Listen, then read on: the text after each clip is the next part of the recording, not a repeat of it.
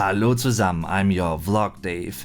As you might know, I'm from the Sauerland region. That's a region in North Rhine-Westphalia, which is the most western state of Germany. And I thought, well, I have this German dialect video series going on, and it might be fun and interesting for you guys to learn a bit more about that kind of stuff, including my dialect. Let's find out a bit more about Sauerländer and how they talk to each other.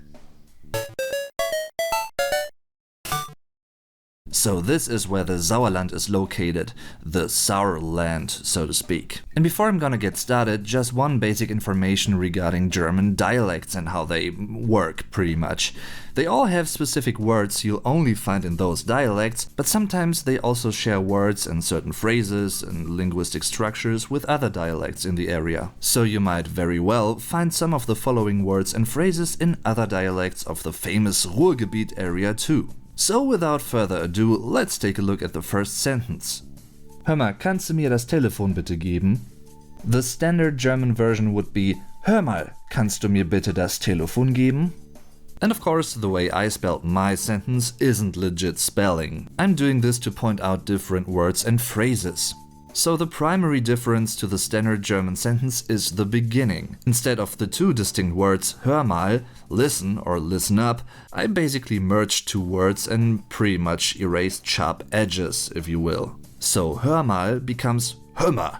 The consonants R and L at the end of both words got erased, and I doubled the M, which can also lead to speeding up this pronunciation. Kannst is another merged word. The standard German words are kannst du. Can you? So yeah, in a way it's very typical to merge the second person personal pronoun du with the interrogative, meaning the question word, which is the conjugated verb kannst in this case. This is done by changing the du to an e. In colloquial German you might rather find kannste instead of kannse. Number 2. Ich mach mir schnell was zu essen, wohl.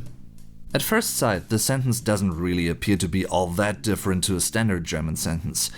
It contains a different phrasing structure and a pretty typical or signature linguistic particle at the end of the sentence. Because when standard Germans, I mean people that speak standard German would rather say something like Ich mache etwas zu essen. But for whatever reason, Sauerländer, meaning people from the Sauerland region, tend to add a not really necessary reflexive pronoun, such as mir. Ich mache mir etwas zu essen. Because it's pretty obvious that you're preparing something to eat for yourself anyway, well, as long as you don't add any different information, that is. In that case, you'd rather hear someone say Ich mache dir or uns etwas zu essen. I'm preparing something to eat for you or for us, for instance.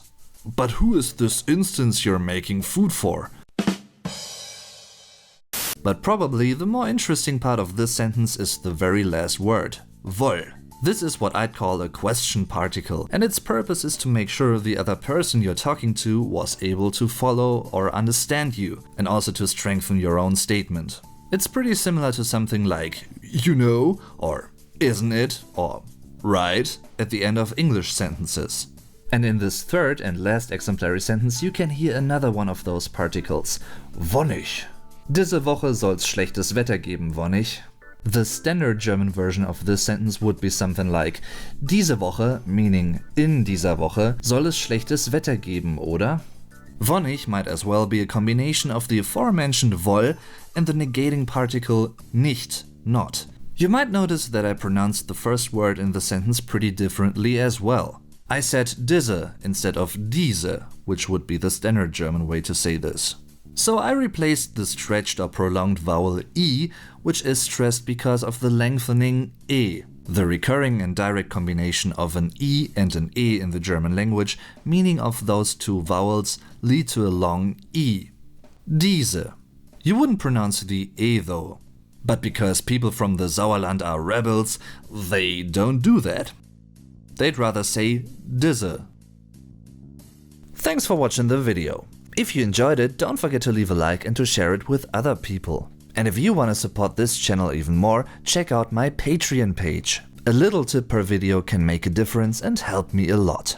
Also feel free to follow me on social media. I'm your Vlog Dave. Tschüss und bis zum nächsten Mal.